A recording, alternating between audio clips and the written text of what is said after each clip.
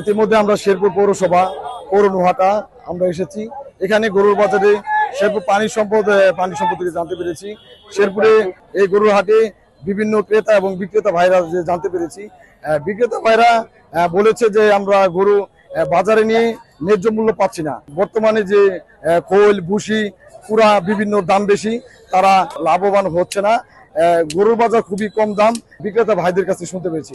এদিকে যারা কিনতে এসেছে তারাও অনেক লাভজনক হয়েছে। আমরা আসছি শেরপুর পৌরনুহাটা, এখানে গরু দেখতে আসছি।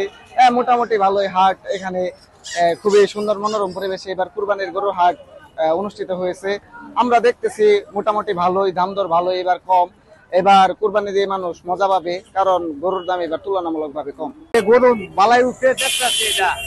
এখানে আপনার বাজার অনুযায়ী কেমন দেখতেছেন? মোটামুটি বাজার ভালো তো? হ্যাঁ, ইনশাল্লাহ ভালো।